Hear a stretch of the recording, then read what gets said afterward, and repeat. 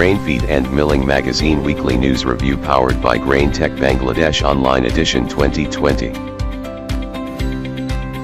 Euler offers solutions, equipment, and services to transform a wide range of ingredients into livestock feed. FCM brand poultry feed mill plant for RRP Agro Farm at Norjangdi. Cimbria has partnered building the new plant in Teramo, projecting and supplying a line of ryegrass processing machines. MD of Nahur Agro Group Mr. MD Rakiber Rahman Tudal has elected again the President of Breeders Association of Bangladesh. According to FAO, Bangladesh ranks 4th in the top 10 in rice paddy production in the world.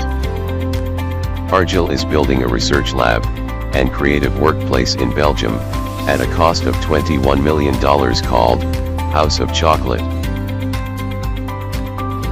South African poultry producers have invested more than $60 million in expansion. China is promoting high-quality development of the animal husbandry industry. Grain Tech Bangladesh 2021, exclusive media partner Grain Feed and Milling Magazine. And Mill Tech Istanbul, media partner Grain Feed and Milling Magazine. Thanks for watching.